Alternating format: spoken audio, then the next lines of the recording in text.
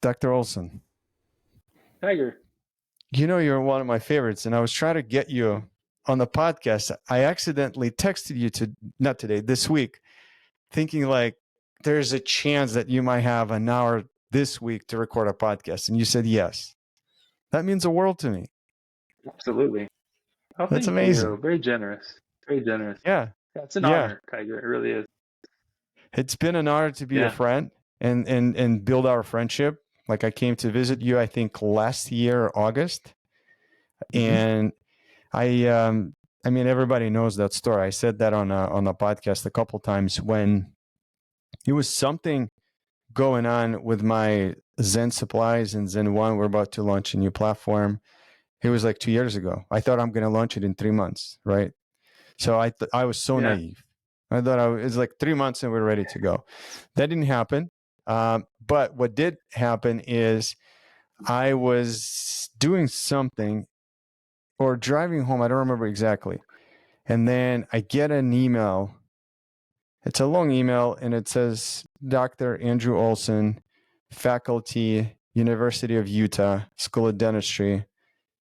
And then there's this long email and I'm driving. So I'm like, I'll read it when I get home. So then I get home and it was a really, really, part of my language, shitty day for me. Like I remember, I don't remember what happened, but I just remember it was the one of those days, right? And so then I get home and then as I get out of the car, I'm like, let me read it. And so I read it. And that was your email. And it just made my day. I literally had it like, I cheered up when you send an email. So I said that many times and I hope you remember and I will remind you for as long as I know you that maybe that was one of those emails that kept you going in the moment when it was like really, really difficult. So I would never forget that. And it was a world of difference for me. Like, even though it may sound something small to you, it was huge to me when I got it. And so maybe we will keep it a secret what was in the email for everybody else, but as long as you know the impression it made on me, so that was I'm super grateful to that. Yeah, absolutely. I love entrepreneur story. You're definitely an entrepreneur at heart. So yeah, Yeah, we both absolutely. are, right? We both hmm are. We were just talking about what we want to talk about on this podcast.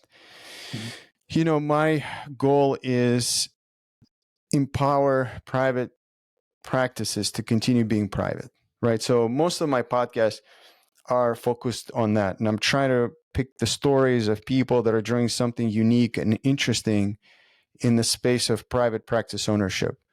I don't focus on DSOs, not because I have anything against it, just there's so many people doing it, but I think there's so many powerful stories of just what you said about entrepreneurship in the private practice ownership. And so what I wanted to dive in is you first went into the Utah Valley undergrad, and then Yeah. you go to school in Virginia for dental school. So can you walk us through that period of your time and how you end up from Utah to Virginia and how you get accepted to the dental school? And maybe you touch a little bit about why dentistry. Yeah. Oh, absolutely. Thank you, Tiger. Yeah. So my story goes back even further. So I'm from Washington State. Grew up in Washington State, kind of southwest, a little town called Longview or a city called Longview. But my sisters came to Utah to go to do their undergraduate schooling, and so I followed my sisters to Utah.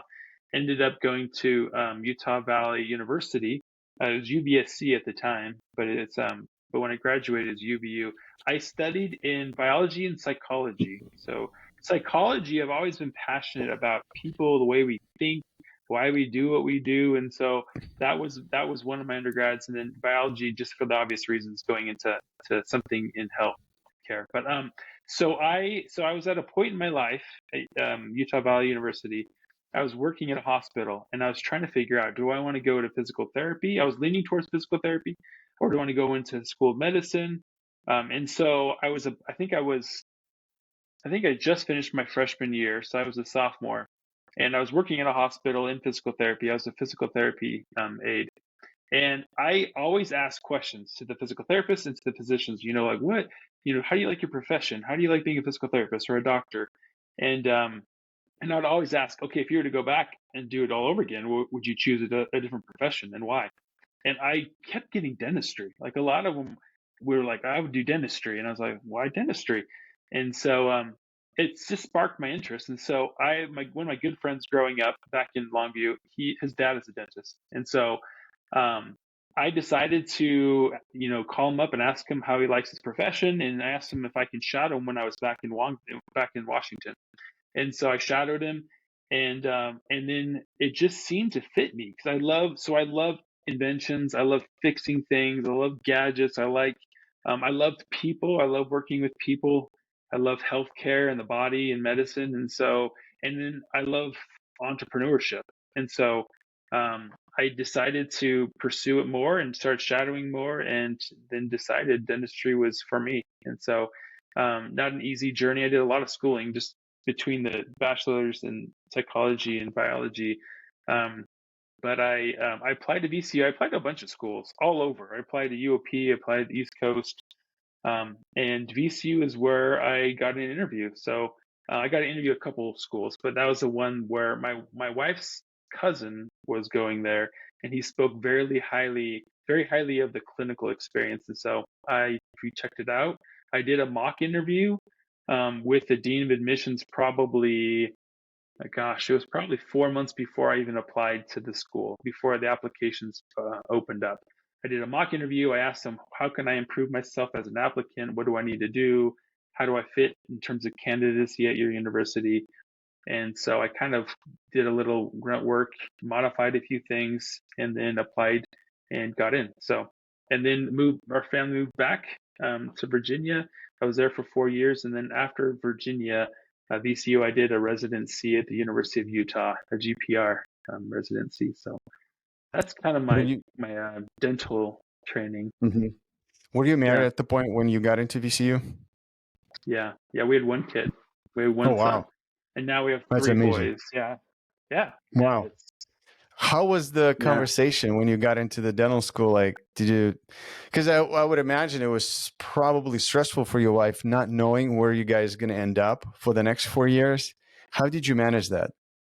for sure. We had a whole and I'm sure a lot of dental pre-dental students do this. We had a big Excel sheet, like all the schools, pros and cons, about the city, about the program, the highlights, and so we had this huge sheet. And VCU, fortunately, was pretty high on our sheet, but we knew we wanted to go there, so we were just thrilled. Like once we got the call and we were in, like it was just wonderful. Like it was, yeah, hard to explain. My wife was very excited. She had a brother in Northern Virginia, in Ashburn, and so we had a little bit of family. I had an uncle in North Carolina, so we weren't completely strangers out there.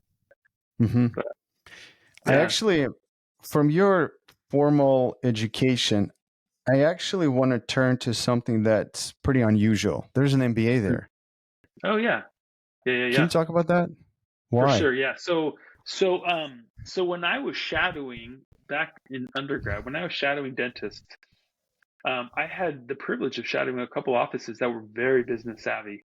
And originally, business wasn't necessarily on my mind. I like entrepreneurship. I've had a ton of jobs in my younger years. I started like a lawn keeping company just in our neighborhood in some of the nearby vicinity, and I did. Our family had what we call elephant ears. It's like a scone little bakery that we would run in the summer it was at a county fair, and I've just had tons of little jobs. And I've been a tour guide in Alaska. I've worked in a call center for American Express. There's tons of different jobs, and I love entrepreneurship. Um, but I didn't in my undergrad, believe it or not, I didn't have any business classes. I didn't take any business. I took one business class. It was an executive lecture series my senior year of undergrad at UVU, but that's the only business I had. And so, but I had shadowed these dentists that just were like, I was like, wow, that's fascinating. They're so into business.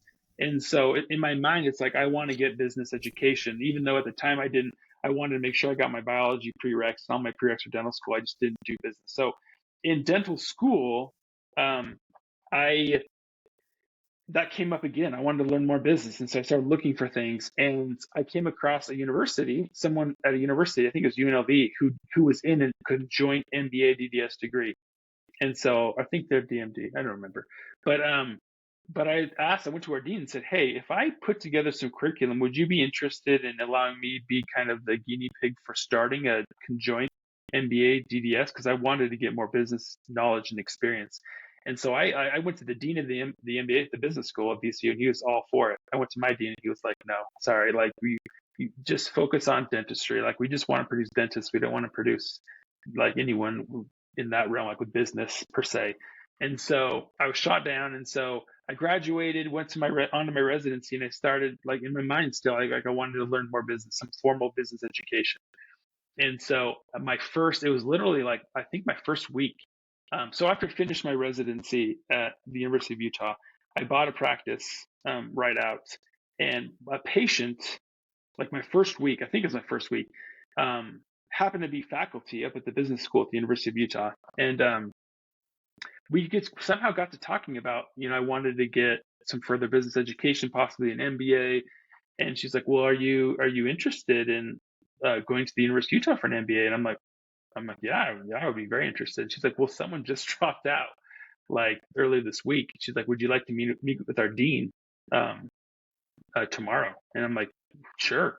And so I had an interview with the dean the next day and got accepted. And so it was really quick. I mean, we're talking like, I had to talk to my wife, make sure that she was a family decision. She was on board. It felt right, but I enrolled pretty At quickly in least you it. didn't have And to I think, move. yes, yeah, for sure. Yeah, we didn't, nothing major relocation or anything had happened, but it was just always, I love to learn. That's one thing that I think I've been blessed with, is that I have an unsatiable like thirst for learning. And so I always want to learn more business. And so that's what kind of drove me to getting it. And I didn't even know like my future, what would that hold? Would it be, would it open up doors for, multiple practice ownership? Would it open up doors for, consulting? Would it open up doors for teaching? I had ideas, but I didn't know exactly what that would look like. I just knew I wanted to learn more business. I wanted to accelerate my learning curve for business as fast as I could, because I bought a practice and I was slammed right into business, which I had no experience or knowledge up to that point. But Mm-hmm. I got a lot of things to unpack here. So first, let's go to the reaction. Now looking back, now like fast forward, you've been the faculty at the University of Utah School of Dentistry, right? You're owner. Now you're starting the consulting business. Looking back at the dean, without saying the names, but do you think it was the right decision that he said no? It's a great question. I think, me looking back personally, for me, I think it was. I think I'm glad he did. Yeah, absolutely. Because I feel like it gave me more clinical experience. I feel like if maybe I would have graduated with an MBA, I might have had a different path after graduating from VCU. But I'm glad that I went to the University of Utah. I think the University of Utah GPR afforded me great experiences that are priceless, and I'm so grateful that I had them. So I'm glad that I was able to evolve clinically a little bit better before getting into business. But it's interesting, Tiger, since that's happened, I feel like clinically my passion has kind of gone from, finished my GPR, was super passionate clinically, implants and surgery. And then since I've done my MBA and taught business, like my specialty and my mindset has shifted to business. And so I've been less passionate, I should say, about, advanced treatment and care in the clinical realm. I do own a practice, so I practice 4 days a week clinically, and I enjoy it, and I love the relationships, and I love fixing problems. But my passion definitely sits with business, and that's kind of where consulting comes in and where teaching comes in. So I also, just backtracking a little bit. So when I finished my GPR, I went up to teach at the U part time, at the same time buying my practice and starting my MBA. So I was teaching on the clinic floor, and I was helping with some software development for the University of Utah School of Dentistry. And then when I finished my MBA, that evolved into teaching the practice management courses at the University of Utah. And then within a couple of years, we started this mini residency program at the University of Utah for students. There was a mini residency in oral surgery and in orthodontics and periodontics and endodontics. And then I directed one that was in leadership and practice management. For our first year, we had 5 students, and the second year we had 2 students that I taught, and it's a 2-year program that they take their junior and senior year of dental school, which is, I think, fantastic. I wish there was something like that when I went through. Right. But yeah. So, and it's also 2015, right? If I'm not mistaken, is when you bought the practice, Yeah. started MBA, and became the faculty. Like probably like a Mhm. few months apart. It's not like Yeah. everything happened in April, but it's Yeah. probably like 2015 Yeah, July. within It 1 was year. July, literally. Finished the residency in July, and I started day one working in the practice. And then I started up the U in August, and my classes started in August. So it was within Right. 2 months. And then I think we closed on my practice in November. So it took a little Yeah. while to get the paperwork finalized, but yeah. So then another question on the MBA side, you Yeah. probably developed some really good friendships with the people Mhm. that you went to dental school with and then the residency, right? Yeah, for sure. I still keep in contact with both of those and the MBA. Yeah. We started a little business think tank that where we met. We haven't met in a little while, but we met, and I still keep in contact with several of my colleagues from the MBA. Yeah. Yeah, all along the So way. let me get this to the finish line. So Yeah. what was the reaction of your peers from the dental world when you decided to go and take the MBA? Is there anything that you like believed in, but you were completely misunderstood? I so I don't know if I'm tracking where you're wanting to go with this, but in terms of the straight answer, so the people who knew me well, it made sense because I loved entrepreneurship and I loved creating things, and there was some software we were developing at VCU. We had gotten a patent for treatment planning software. Like they know it made sense to them. People who didn't know me were probably like, why are you going back to business? Are you wanting to start like a big empire? Like why would you get an MBA? For sure, yeah, we got some of that. But I think those who knew me, it made sense. They're like, oh yeah, like of Yeah. course Andrew's going to like get an MBA. Yeah. And so what do you think is the misconception? Why there are two camps? Like one camp is saying there should be an MBA or any at least one business class during the clinical. Mhm. Some people saying, I mean, we can hardly fit in clinical. Why would we spend our time? And not everybody is going to be interested in business side of things. There will be a ton of associate or a ton of partnerships. What's your take on this? So like if you, with Yeah. your knowledge where you sit, right, and you've got a great combination of all the worlds, right, the moving parts. And I've seen your office. It's kind of like a small lab where you like tinkering with things, right? So what's your Mhm. take on this?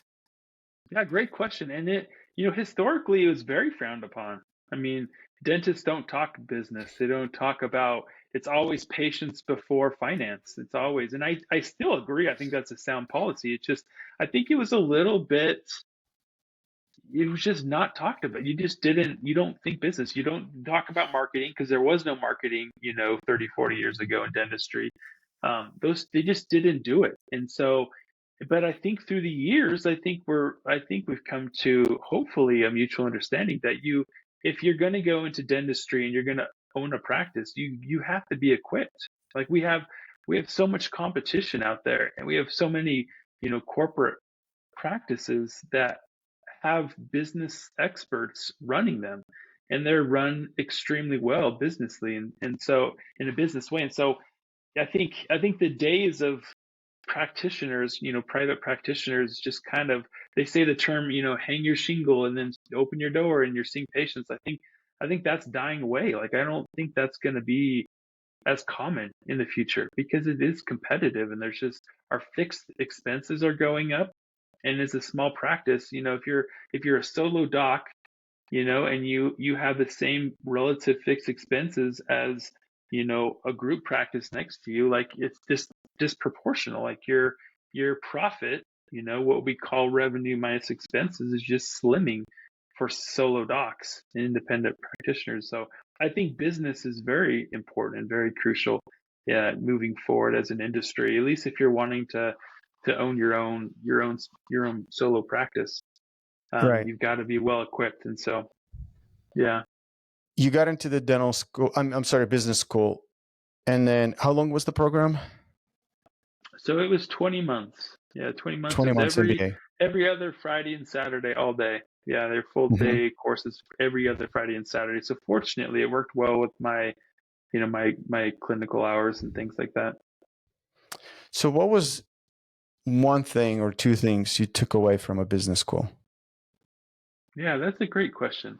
I think I think one general thing that I really took away is just understanding terminology. I mean, that sounds simple, but I really had no business background. And so even like assets and equity and those EBITDA. terms that EBITDA, yeah, like I had no idea what they meant. And so I think after 20 months, it's like I could pick up, the Wall Street Journal. I could pick up, business magazines or journals or books, and I could get through them quickly, and I understood everything. And I think that to me was the biggest thing that I gained from my MBA was just being able to just digest business literature quickly. Whereas before, it would take me a decade, 2 decades to be able to get to where I am today in those 20 months. So that for sure was a big one. And then I think just understanding, strategies. Like I love strategy, corporate strategy. That was one of my favorite courses. And so I love the strategies I was able to learn and kind of understand businesses, how they differ, why they differ, and how they can be set up to be a little more successful. What if somebody tells you, well, I can watch, 6 YouTube videos on terminology and get dangerous? Like, why do I need to go to and get an MBA? Yeah. Oh, and I get asked up at the dental school, I get asked all the time from students, should I do an MBA? Like, do I need an MBA? Like, I, so I went into it because I guess it was the unknown. Like, I didn't know business. I didn't know what I need to know. I just thought in my mind, if I got an MBA and I was forced to go through all these courses, I would learn business. Um, Looking back on it, I wouldn't change it because I'm not one to regret like what I did. Like I wouldn't change what I did, but if I were to give advice to another dentist, like a young dentist, I would say you don't need an MBA. I think an MBA would be advantageous if you are looking at opening, starting, or owning multiple practices, or you want to get into like higher executive leadership. I think it'd also help you if you're wanting to coach or consult in dentistry, understanding some of the fundamental principles. Or if you're wanting to teach, like those are all reasons to maybe get an MBA. But if that's not you, I don't think an MBA is essential. There's so many good books out there. There's so Right, many good books. right. Yeah. So, what if somebody's, let's just say, I'm just curious, like, let's just say somebody's between 35 to 45 to 50, Mhm. and she or he thinking about it, and everybody says, you know what, like now dentistry is becoming a business.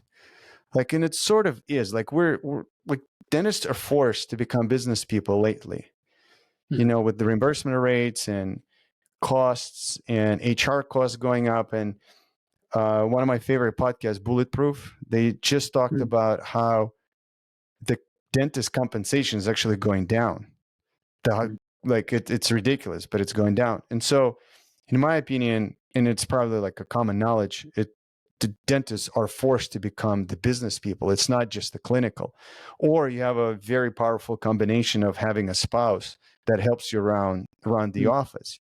That's like, to me, that's a superpower, right? If you got somebody who's your husband or wife and they take like the full backpack of the business side of things and they say, you do clinical, I do business. That's amazing, Mhm. right? Not everybody has that opportunity. But I guess, like, if somebody is in that range and got caught up in this, like, I have a lot of clinical experience, I have all these certificates, I have all these CEs, and I have all these things that I can show for, like, what would the business education look like if the business school or MBA is not necessary? But what would you say? Um, Let me try and make sure I understand what you're saying. You're just saying Yeah, yeah, if you yeah. were to create a curriculum for Mm-hmm. a 35 to 50-year-old dentist that wants to learn business, wants to improve their business, what would that curriculum look like? Right. Did I get that right? Yep. It's a nice Yeah. short So version of my yeah, long yeah. lost question. You're good. You're good. I'm the same way. Um, so I mean, there's so many resources out there, Tiger, and I mean, you know 'em. I think I would try to find. There are a lot of podcasts, and podcasts have pros and cons. So there's a lot of fluff, there's a lot of stories, there's a lot of just like non applicable material in podcasts. So I always digest them quick, like 2.0 speed. Like, but if you can get through podcasts and find a good podcast, Bulletproof's that's a really good one. Dental Entrepreneurship, Dental A Team. I mean, there's a ton. I have a list of like 40 podcasts that I've dabbled going in between, but podcasts are great. YouTube has a lot of good resources. Unfortunately, I think we're a little bit behind when it comes to like dental specific business like video education. Podcasts are great. There's lots of books. I would recommend trying to ease your way into business by purchasing a dental business book because they tend to not be quite as dense. They tend to be written by dentists who have usually a kind of a rudimentary, basic idea of business, and so the terms they use tend to be a little more simple. So I think finding a good dental business book, and there are a ton. If you go on Amazon, type it. There are a ton out there. There's some really really good ones, and they're not very long either. They're pretty simple. And then if you want to learn business in general, there's a ton. Like some of my favorites are um, Four Disciplines of Execution's a really good one. Traction's a really good one. Gina Wickman has a couple of really good books out there. Um, I think Gerber wrote one. The E-Myth Revisited is a great one for just understanding, being a business owner and what that takes. And um, yeah, there's a ton. Sorry, I'm not always good at coming up Yeah, on the whim, but you can always reach out to me if you want a list. I always give the right. students a list of like 50 dental business books, 50 regular business books. I love self-help, so there's a ton of resources, but Yeah, yeah. by the way, that self-help book that you gave me, where's my phone? I cannot, for the life of me, remember the title, but I read it 4 or 5 times. And then Oh I had yeah. the chapter 2 on repeat for 21 days. Uh-huh. Yeah, there are so many good ones. I'm on one right now called The Good Life, which is a really good one I think it's written by a Harvard psychologist, sociologist, but um, Psycho-cybernetics. yeah, Psycho-Cybernetics is a classic. Yeah. I Yeah. love classic. After reading classics, you're like, why are all these people are coming up with these YouTube courses and classes, and like, who needs that if you read one of those books? Yeah. Yeah. What's interesting is now you've gone through building your life around your desires, and you get to teach the young generation of dentists, right? So being faculty, you get to touch like the future of somebody else, right? And maybe help to shape the future of somebody else. Mhm. And I'm curious, like, what do you see? Like, do you see students being and future dentists being more clinically interested? Do you see what sometimes people say, well, this young generation doesn't have patience and this and that? Like, I'm really curious, what do you see in the next generation of dentists?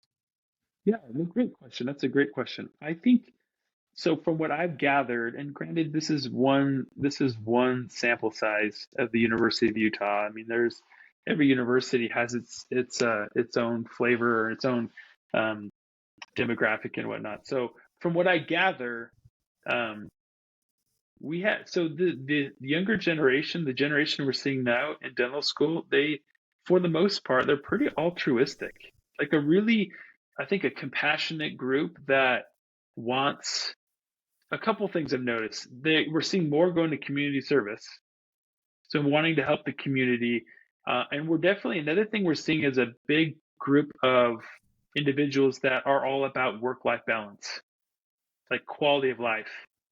And so the reason I bring those two up is because both of those are kind of a different beast when it comes to business. Like community clinics are different; They're they like run different. They're oxymorons. totally different. Yeah, they're totally yeah. Community clinics, state-driven clinics, like they're very different when it comes to business, both in terms of their funding, their finance, everything about them, human resource. It's all very different in terms of compared with like say the typical general practice, private practice that we see. And then And then in terms of work-life balance, so I would also say um, for a general practitioner, single doc owner, it can be pretty stressful. Like in terms of work-life balance, I don't know that it's super conducive for like a really healthy work-life balance. I would say most of the time. There are those individuals who have struck a balance and they have implemented excellent systems. They've got a great team supporting them, surrounding them to where they don't come home and think about their practice. They work 3, 4 days a week and things are just going super well. But I would dare say the majority of solo practitioners come home and it's on their mind a little bit. Like, having to hire someone, fire someone, having to have a difficult conversation with someone. Like your revenue's down this month, your expenses are high. Like there's a lot of stresses. And so that demographic of young dental students that are wanting, I think they're realizing like either their dad or their uncle was a dentist and he was stressed. It was a stressful job. And so like, do I want to go into ownership? Do I want to associate? I think we're seeing a trend of more community service. We're seeing a trend of more association, like associate dentists. Um, but there's still a small portion that's pretty strong and adamant about entrepreneurship, which is exciting. But I can't tell you the exact numbers of what we're seeing. I'm trying to remember the last I talked. I do polls every year to see like what percent want to own a practice, what percent want to associate. It still tends to be like 30% that say they want to own, and the other 70 don't. Wow. Um, I would expect more. but I would expect 70-30, like 70 own, 30 associateship. yeah, that's not, at least that's the University of Utah. At least that's what I'm getting in terms of numbers. Yeah. That is so interesting.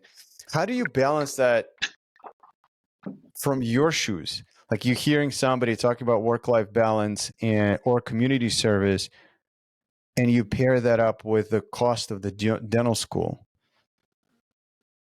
Say it again. Can you repeat that? Yeah. So like dental school is not cheap lately. Right. Right. And the student loan is going to be pretty big for most of the people. Mm. And maybe I hope I'm wrong. Just help me here, right? But to me, it sounds like two impossible, like two things in a completely different spectrum: work-life balance and having a student loan. Yeah. Am I wrong? No, you're right. There's a lot of pressure. Student loans aren't cheap.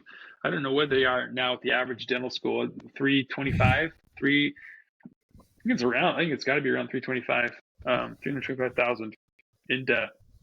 Um, but the thing we're seeing is, we're seeing innovation and we're seeing like corporate offices offer, tuition reimbursement. We're seeing all kinds of things pop up that help those students. I think in terms of, solo practitioner though, it's a lot of stress. I think there can be a lot of stress about paying off your debts, trying to make a good living, and trying to grow a practice when you're a solo doc. There's a lot of stress surrounded, and I think that work-life balance it's a hard one to strike Yeah. when you're in So ownership. then let me ask you a different question. Let's just say a student comes up to you and she or he says, Dr. Olson, I don't think I'm cut out for the owning a dental practice. I want to be an associate. But tell me, what are the things I'm not going to get? Like, what are the things I'm going to miss out on if I don't own my own practice? What would you tell the person? There's so much. I'm such a huge fan of ownership. I know I've kind of painted a little bit of an abysmal picture in terms of the realities and the stresses, but I love ownership, and I think it's a wonderful thing in terms of personal growth. I mean, there's so many leadership opportunities. There's so many. I think of the employees that I've had and have, like the relationships with them. It's priceless, and I wouldn't have had, I don't think, that deep of a relationship had I not been that devoted to them. Had I been necessarily an associate that wasn't involved in their personal growth directly, if that makes sense, in terms of difficult conversations of pay raises or difficult conversations of, we need to do better at this particular thing. Like I think the leadership experiences you gain from being an owner, I mean, they're priceless. There's stress associated galore, but I mean, it's so rich, like the relationships that you get. The level of risk that you take being an owner, I think, gives you just equally as much, gratification and personal growth. The other thing is the obvious too, equity. I mean, you have equity in your practice, and so even though if it's a 10-year loan that you have, your first 10 years you might not be making as much as an associate, or you might. It just depends on how well your practice is run. But after the 10 years, you own something, right? You have equity in something. Whereas an associate doesn't. I mean, they might have a 401k, which you can also get as an owner, by the way, but they might have some retirement benefits, but they don't own anything after that time. Yeah. It's Did that interesting. answer your question? Yeah. Yeah, it did. I'm always back in the days when I was building dental practices in Chicago, and I had a chance to interview the person. There was one doctor. It's a very unfortunate story, but it taught me a lot of lessons. There was one doctor that I met, and she wanted to open a practice, and so we went through the whole thing of finding the space, building, but something didn't feel right. Like I can't say that I was the right person to raise my hand and say, "Doctor, are you sure?"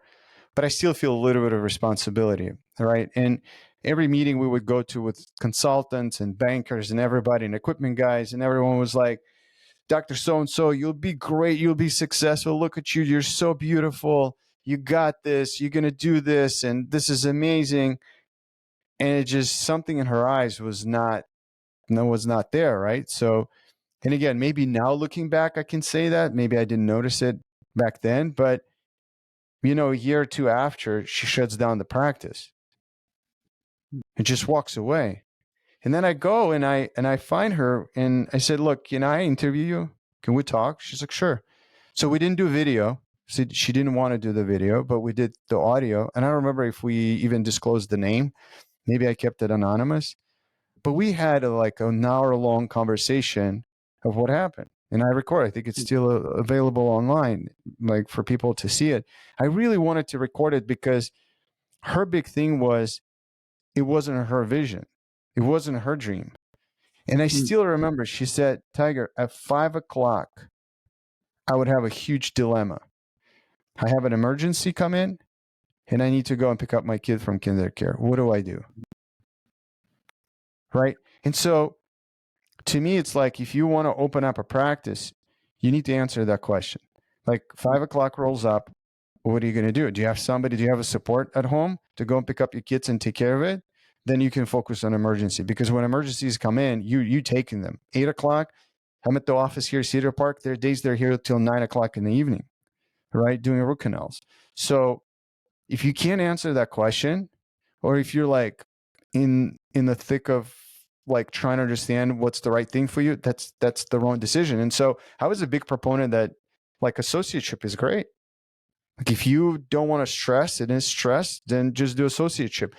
I just think that by nature, dentists are type A, control loving people, right? And the most dentists I meet, like another example, building dental practices in Chicago.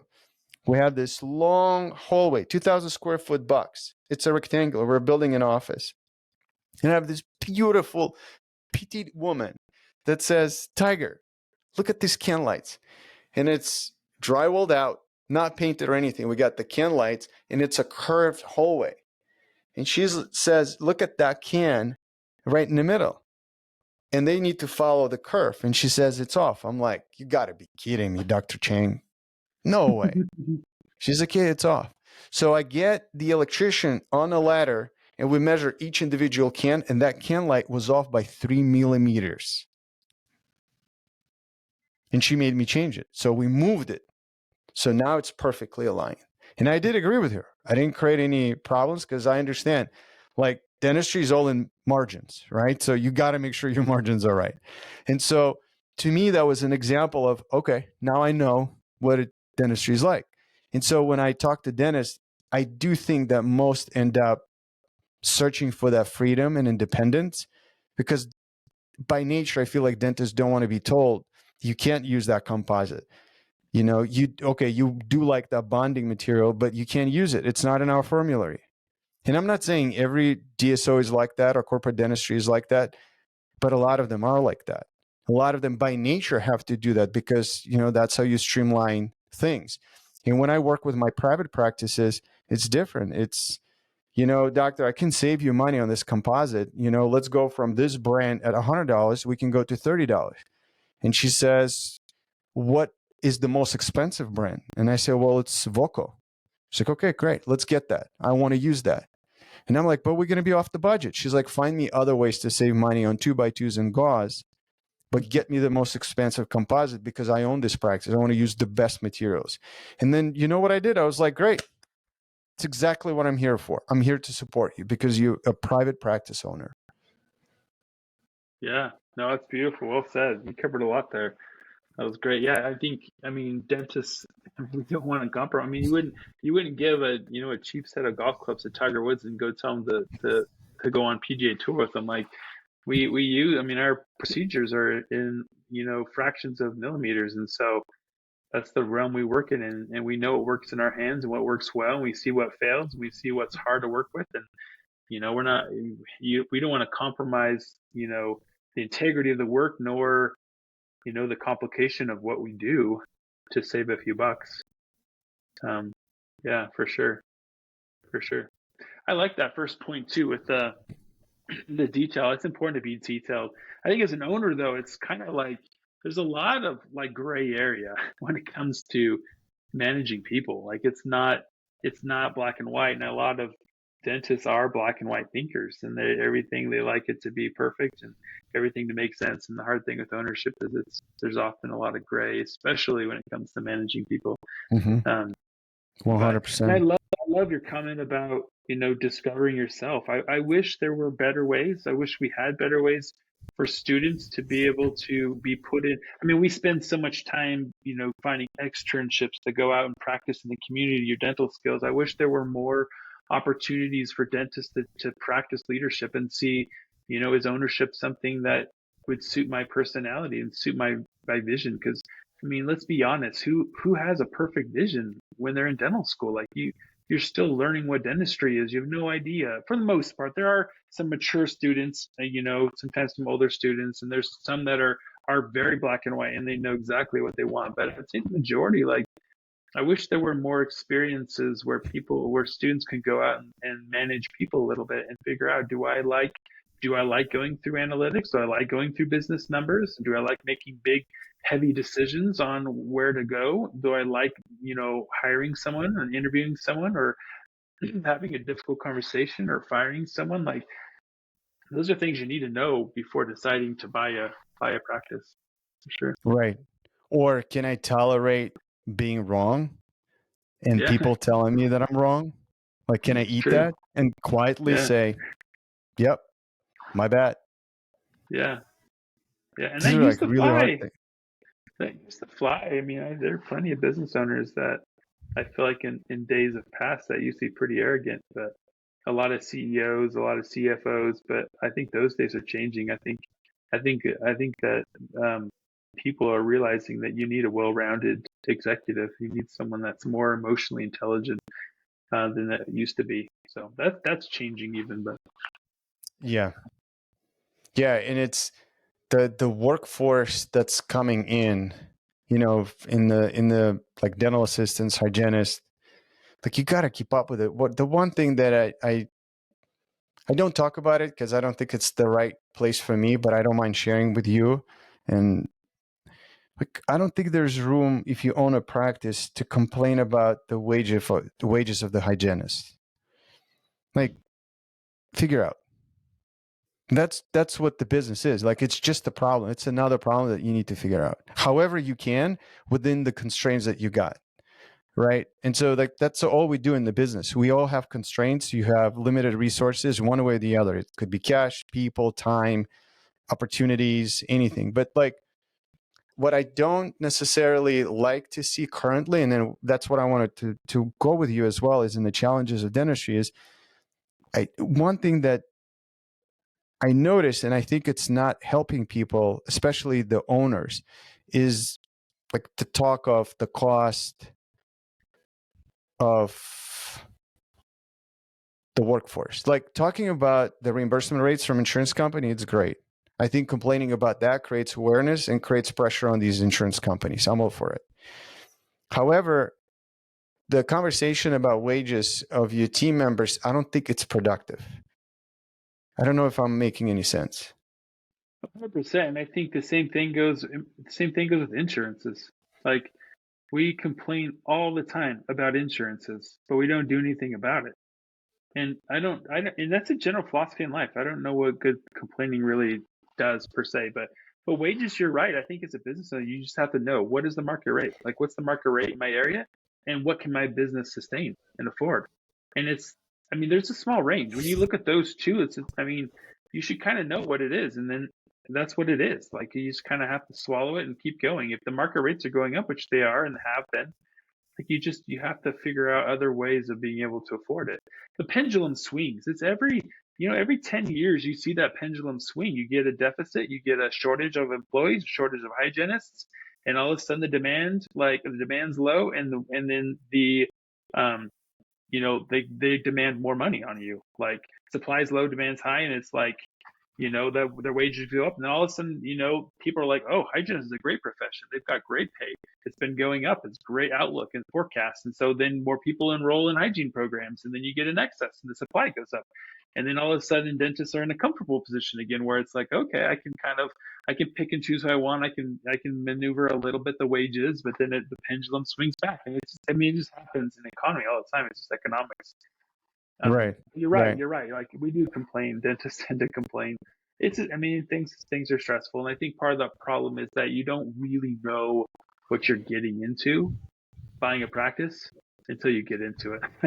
There's all kinds of things. You're like, I had no idea I have to be doing this or Right. that or yeah. And so there's just dentists like any business person, any person. There's always something to complain about, but it doesn't do any good. Right. Yeah. You got to fix the problems, just like dentistry, right? Fixing problems. What do you think?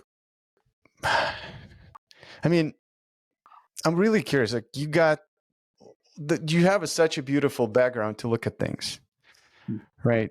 Being in the faculty, having the MBA, going through the dental school, having your own dental practice, having your own consulting thing now.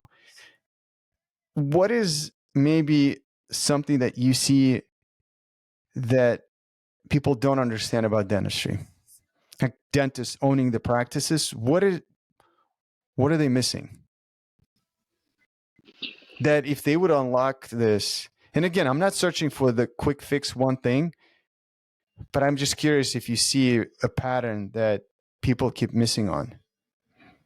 So let me make sure I understand your question. You're referring to those who aren't in the ownership, and then those who are in the ownership. What are the people that aren't? What are they missing out being in the ownership? Just the owners. Just the owners of the dental practices. Like, what is the pattern that you see that they're just not doing, not seeing? You get and this is an E-Myth revisited. Michael Gerber, this is what he talks about. But like, you get you can be so busy with the clinical side of dentistry that it's really easy to forget the business side. And I think it is imperative that you balance the two of them, that you set aside time in your schedule to manage the business side and not let the clinical run you ragged, because it can drive your business into the ground. And that's one thing that I highly admonish business owners to make sure that they have time dedicated aside for just running their P&L, their profit and loss statements, running their financial statements, looking at the trends. How am I doing like this compared with this time last year?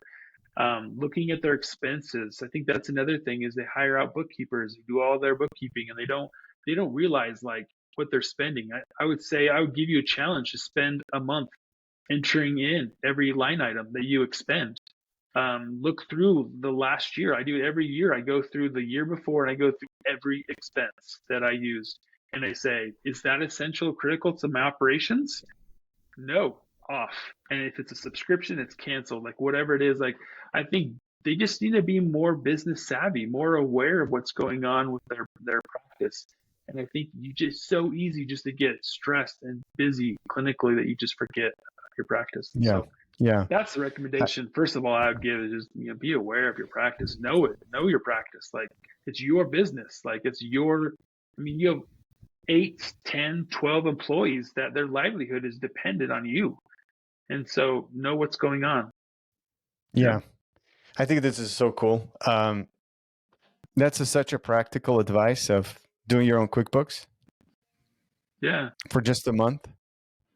And then Yeah. I also talked to some people, and I remember, I think I recommended last week to someone, just build a habit on January of next year, like pause all your credit cards and let all these automatic charges just decline. Yeah. Yeah, they will come back to you. They'll find a way to send you an invoice, but just see what happens and reevaluate all the subscriptions. If they do need to be continued, continue. If you don't, don't. But I feel like there's so many things, so many charges. And on top of it, what really worries me is, again, talking about the challenges of the private practices, the credit cards, the passwords are so wide in the open. You just don't know a lot of times. Like I've had a lot of offices, just like credit cards that are being handed left and right. And I would do it if I would be my business. I would do it every 6 months. I would just literally cancel all the credit cards, renew them. Yes, it's painful, but guess what? You're not going to get charged. And I think the other part that's interesting, it, everything seems hard looking at it from the outside. So like it sounds really hard to do your own QuickBooks. But once you start doing your own QuickBooks, you're like, wait a minute. So why are we doing this? Why are we doing that? And why is this happening? Why does this cost so much? And then guess what? You're actually automating it to the point where instead of paying maybe somebody one amount, you can pay 2 hours a week because everything is automatically. Or maybe you come into work 30 minutes early, you knock it out every day, 3 transactions a day, or 15 transactions a day. That would take you 30 minutes.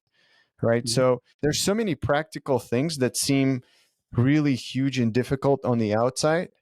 But like, let's be honest, with 10 people, 10 employees, your payroll should be automatic, right? There's not much to do there.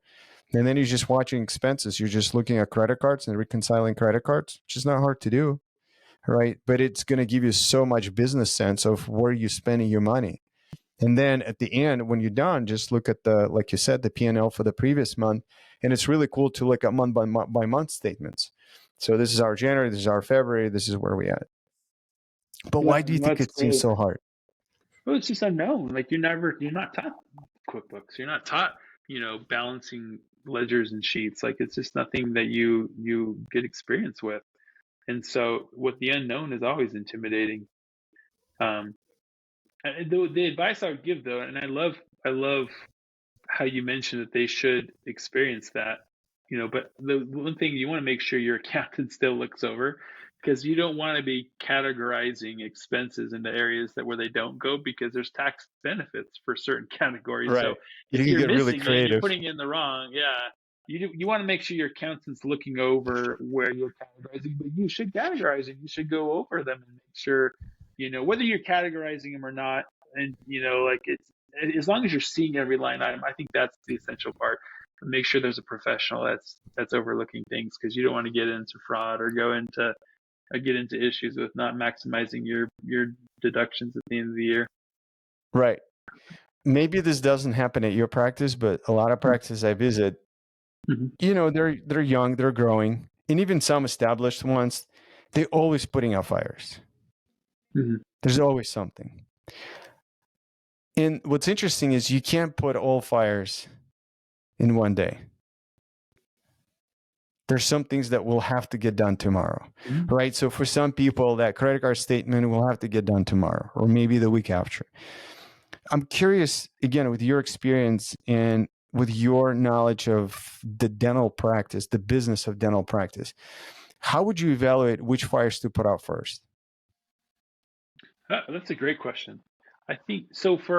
And this is I learned this the hard knock way. Like my first couple of years of practicing with that, I was going to business school, but I didn't. I mean, they don't teach you dental practice management in a general business school, but um, I think it's critical to have either an operations manual or standard operating procedure manual, a SOAP manual so that everyone knows what is expected of them and what and the protocols for doing things. I think if you have systems in place and every role in your office knows the expectations, what they need to do, I think it helps eliminate a lot of these issues, emergencies, and the fires that so-called come into our day-to-day life. I think making sure that those systems are implemented, I think alleviates a lot. In terms of how would I take it if I had two emergencies that happened or two things that happened, like how do I weigh which one to tackle? I mean, I think for me, it always comes down to patient care. Like, is it something that a patient is, you know, their care is compromised by me taking the other fire? Like, I think patient care goes first. I think making sure that you're not neglecting something with that. And then when it comes to business, I think it's just a line item. Like when it comes to business, is it dealing with an actual person, an employee, or is it dealing with a matter of switching supplies or switching something? As I think I'm obviously I give more weight to an employee and their issue and the fire that I need to put out there than I would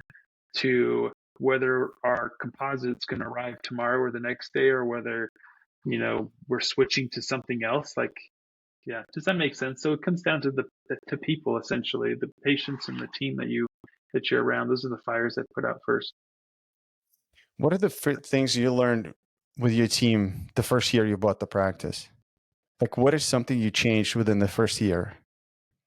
Like how you approach your Okay. team?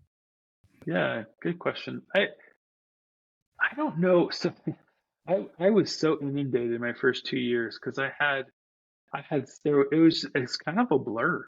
Like I feel like the dentist I bought the practice from was a great dentist, like is a great dentist. Like I tried doing the things that he had already established.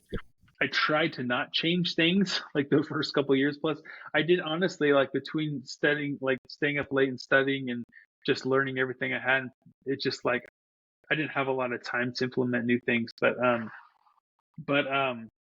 with my team, I always have the policy of open door. Like they can come in anytime if there's anything in their mind. I want them to know like they could feel comfortable talking with me, and I think that helped a ton. Like just making sure they knew I cared for them. I think this sounds really really um, trivial, but I would go flip ops with them. Like I enjoyed like turning over an op with them. I could have easily gone to my office and uh and started getting hit on notes and stuff, but I just like being with them, like serve with them. Like, we'd clean rooms together. I learned the sterilization. I think there are a lot of things that are the common knowledge for dental assistants that as a dentist graduating you don't realize. And so I think the more you're along with them, serving with them, helping them, like you learn a ton about the inner workings of a practice. And so that's one thing I try to do is be with them as much as possible in the back office. Am I still that way? I mean, there's a mix. I try to get back to my notes in my office as fast as I can, so I'm not staying too late. So I don't do that as much anymore. But I definitely tried being with them as much, getting to know them and serving them as much as I could towards the beginning of my practice. Is there Yeah. anything that you do with your team or for your team that it's like uncommon or would be looked at as like, why do you do that? I'm trying to think. I have all kinds of particular peculiarities. I developed some software that they probably still hate me for, but I developed some software. I call it BotDent, but it's a web app that has all of our systems on it, and so there are a lot of little things. Like I built my own time clock and stuff for them, and then I have this like data analytic thing that they can view, a dashboard they can view, their hours and how they compare and stuff. But there's a lot of business, like little software stuff that I brought in. I'm a techie guy.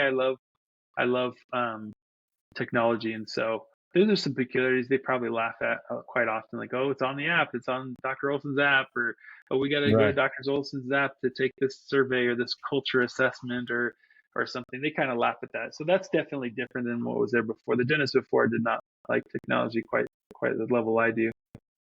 But Yeah. What is Bud Dent? business of things dental is just so being a solo doc, I actually don't have an office manager. We're a pretty lean team. I have three hygienists, dental assistant, a front office, and then I outsource all of my billing or my insurance billing and everything. So we have a really lean team, and so I found pretty quickly that without a manager, it is hard to implement things business wise or even clinically wise in the office. And so my first couple of years are a lot of pains of like, there are things I noticed I wanted to change, but it's hard to change. So I went and developed some software that has on their phone has the operations manual. It has the checklists that they can go through, knowing their responsibilities. It has assessments that we do, performance reviews that we do. Um, that has like I developed like a culture assessment. So BotDent houses, it's the app that I created that houses that, and then it also has like a calendar for being able to synchronize what's coming up, the events that are coming up. It doesn't store patient data, but it has a calendar. Then it has a communication platform for being able to instant message back and forth with colleagues. It has like little polls. It has a dashboard and like a business intelligence kind of dashboard that shows how we're doing with certain goals or certain numbers or new patients or whatever we're focusing on. And then it has like a task management. I know it's a lot, but it helps kind of in essence, it helps. You can never really replace an office manager, but it's the best that I've been able to come to without having an office manager. It helps run the systems of our practice. That makes sense. But Interesting. that's Yeah, the software. And interesting. that's a little bit what I do with my consulting. I have a couple clients that I've onboarded them to BotDent and allowed them to kind of systematize their practice and get feedback and culture. Like culture is really important. That's one thing that's never taught either in dental school. But like team culture and knowing having like your thumb down the temperature gauge on how the team is doing, how they feel as employees, how they feel as you as the leader.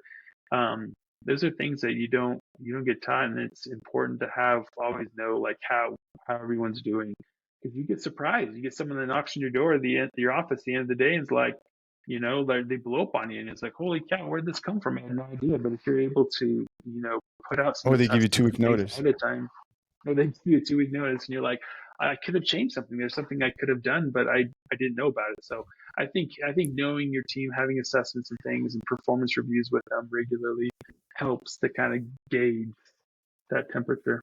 That makes sense. Yeah. What is culture?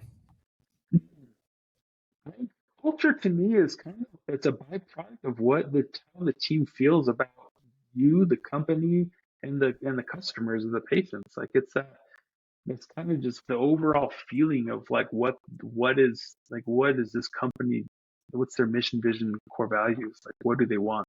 And the culture is kind of like it's that thermometer that gauges, okay, this is how things are going. Does that make sense? Like it's hard to explain, but to It's me, hard for everybody. culture is a reflection. It's not. I mean, you can always say, "I want our culture to be this way," and so you change your mission, vision, core values to be that way. But culture is just like how our company is right now. Like, if you were to go around and ask each of my team members, like, "What do you think about Wasatch Dental, the practice? Like, how do you feel about the way things are running?" Like, that's kind of a reflection. It's the culture of the business. Makes sense. Yeah. So yeah, by now you probably have the data of, the surveys and culture assessments and things like that. What's like one big killer of culture?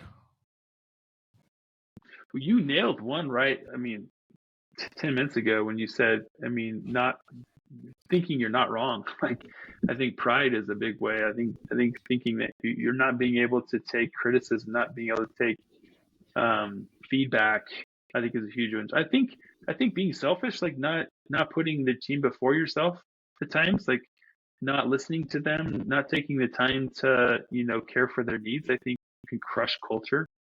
I think people want to. I mean, they want to feel respected. They want to feel valued, and they want growth. They want to feel like they're being stretched and pushed, and that their life has meaning where they're going. And so, I think if you're lacking on any of those areas, I think that crushes culture. That's amazing. What or where people can go to learn more about BudDent? So it's just we're in the inception, just building it up right now. Like you can go to it's BotDent, BOTDNT.com is my little landing page. It talks a little bit about me and what I do, but that's BOTDENT.com. yeah, BotDent, yeah, Business of Things Dental, yeah. Have you talked to Pete Bolden about it from Bulletproof? No, I haven't talked to Peter. I had a class or a student who knew him somehow. He was from Florida, knew him, and he's like, you gotta get together and talk with him and stuff. And I don't know what happened. I got his email, and I feel like maybe I reached out, or maybe I didn't. I don't even remember, but I should. Yeah, He's a big Craig, tech Bodat, nerd. they're both yeah, Yeah. both And entrepreneurs Pete is are like big into like yeah, technology, and he's actually, yeah, we were texting a couple of days ago about tech and AI summit. yeah, yeah. I think it would be cool. I think Yeah. he can easily get 100 people in the room just to talk about and brainstorm what the tech would look like. Yeah. So It's he's a cool. important. It's important as time. I mean, we're just seeing more competition for solo docs. I think there's just so much more, and it's so hard because you just don't. You graduate dental school, you associate for a little bit, and then all of a sudden, like you're thrown into ownership, and there's so much you don't know. There's so much that you have to be able to manage, and I think there's lots of tools and instruments. For me, I bought Dent really kind of derived from like a lot of like different sources, different like Google Workspace, and a lot of things that I was using multiple services to kind of run the operations. And finally, I'm like, holy cow, like I just need to pull this together because my team was upset too about having to log into this, log into that, log into this, and to yeah. And so, but yeah, I think there's a ton of solutions that software can solve. Yeah. Let me ask you this question very quick. I was just thinking, when you say competition, who do you consider your competition? Um, I mean, not in. I think we're all in the same industry working together, but I think any other office that if there's a new patient that moves in, anyone that could potentially take that patient is in competition. I don't look at it in a negative sense. I think that's one sad thing too, is I think sometimes dentists get so threatened by dentists across the street, and so like, oh gosh, like I gotta outdo them, or I gotta do something different to compete. And I see us more working collaboratively, but at the same time, in essence, like anyone that's a future new patient, anyone that patient can go to is in competition with you. Does that make sense? I'm Is that what thinking. you're asking? Who Yeah. is that your question, was who am I in Yeah. competition with? Because Yeah. sometimes, I think every solo dentist is different. There's some GP doctor that would like to do root canals that some would refer out. Some would love to go more into the ortho. Some just love, doing fillings and crowns, right? So I think even general dentistry is such a broad field that the, I don't know, my maybe kind of like looking through the, rose glasses type of picture is all dentists collaborate together. And there's a competition of like corporate dentistry, because you'll see a sign that says, 30-day, like 100% refund or something. I drove somewhere and I saw that post on the window, and I'm like, how is that possible? Like 30-day full refund. What are we talking about? Like for what? For cleanings? What is this? Like now dentistry is like a retail. You go buy a TV. Like you can't do that. Right. So like that's where I'm, all the private doctors competing with DSOs, maybe. That's like how I thought. But I'm always curious to learn from the trenches, like what people do consider the actual competition. Yeah, yeah, and for sure. And I think those who pose maybe a larger threat, obviously, have a higher competition. But I wish there was more collaboration, though, for sure. I wish dentists. We've tried starting a couple like little think tanks and little business think tank groups and things in the Salt Lake area, trying to get like-minded people together. But still, it's kind of interesting. Sometimes dentists don't. I wish they socialize more together and kind of team together and shared ideas. But there is you're absolutely right. There's a lot of synergism. Like there's a lot of everyone has their own mission, core values, like their own branding, and everyone's a bit unique and different. And there's a patient for everybody. There's patients for corporate dentistry for sure, and they definitely have a Right. place in our industry, 100%. But I wish there was more collaboration, and I wish there was more dentists, and I think with time, the future dentistry, I really think we're ripe for consolidation. I think we're going to see a lot more consolidation. I think we're going to see a lot less solo practitioners in the coming years. We're already seeing that trend, but I think you'll see I don't think corporations take over everything. I sure hope not, but I think you're going to see a lot more group practices, a lot more partnerships, because there's just a lot of Partnerships, advantages to yeah. partnerships. Yeah. We've So, been talking with some of our doctors on the podcast about the owner finance. mm, And that's like a really nice way of getting associates, younger dentists graduating from dental schools into the private practices and doing mhm. the owner finance. So that, because I mean, we're out of the zero interest rates, so that's, I don't think if it will ever come back, but I think it's going to be a lot harder even for the DSOs to grow because of the cash constraints. So we'll see how that pans out. So as we wrap up, just uh, we've talked about it here and there, but maybe we can summarize what is the future for private dentistry if you can paint the picture for 5 to 7 years, like private practice ownership. 5 to 7, I don't think will change. I think the bigger revolution is going to happen. I think 10 to 20 years out. I think for private practitioners, I think we're getting more savvy dentists. I think we're going to up the game in terms of running your business effectively to stay alive. I can see consolidation, like I mentioned before. I think practices will consolidate.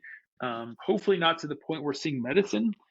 Hopefully, we're not seeing these super medical hospital centers that take over the world. But then I think one area we're going to see, and this is totally my guess and speculation, but I think we'll see more um, splitting of hygienists and dentists. I think we'll see more hygienist offices as states allow hygienists to practice solo, um, or at least within I think it's 5 or 10 miles of a dentist. And there are going to be all kinds of policies around that, but I think we'll see some fractionalization a bit, even within the dental practices, more hygienists, more cosmetic, or more like hygiene slash cosmetic offices where they do cleanings, but also offer other facial cosmetic treatment or things like that. I think digital is going to change it a lot. I mean, we're already, it's amazing, we can treatment plan orthodontics through a CBCT and intraoral scan. Like, I think you're going to see a lot more intraoral exams that are done remotely. I think the cameras are getting better. I think at one point we're going to be able to capture soft tissue pretty well. And so you can do a full intraoral exam just through a camera. It's just through a computer. And so, maybe you can feed through a lot more exams in a day if you're looking at a computer and going through, and not to mention AI that's detecting cancer cells or lesions and caries and cavities and things like that. You'll have software that helps, diagnose a lot of that. So I think you'll see a lot more patients. And I think treatment's going to become a little more essential for dentists, not necessarily finding all these, recall patients, but focusing on really skilled, specialized treatment. Um, yeah, Interesting. Final question. On a scale 0 to yeah. 10, 0 being devastated, 10 being absolutely ecstatic, how do you feel about the future of dentistry? I feel great about it. I really do. I would say an eight, an 8 or a 9. I think right now our battle are insurance companies. I know I mentioned before, don't like I said, we complain too much about insurances, but with small businesses, their fixed expenses, becoming higher, and our revenue is the only way to compensate the profit. And so if you take a lot of insurances, it's fixed as well. It's fixed revenue because to some extent because insurances hold the cap. So I think um, I think if we can get a hold of either starting to eliminate some insurances and doing a little more, being a little more wise with your insurance, which ones you take, which ones you don't take, I think there's a great outlook. I think we have a great future in industry for sure. There's just so much technology and so much growth, and people are giving better care. We're focusing on patients better, their emotional needs as well as their oral systemic health. It's amazing. That's amazing. The time flew by. Is there anything that we missed that you wanted to chat about? Um, no, just thank you, Tiger, for friendship, and thank you for your company too. Zen One. I've come to learn the company a lot more since I've known you, and I love how you care for the solo doc, and you have, so much passion for taking care of them. And I appreciate what you do for our industry and how you help our industry as well. And you as a leader, you're a great mentor, great friend of mine. So I appreciate that. Trying my best, but it is an exciting industry. So I love dentistry. Dr. Yeah, Olson, thank you so much. you betcha. And I hope to do it again soon. Okay, let's do it. I'm open. Thank you. Yeah, thank you, Tiger. Take care.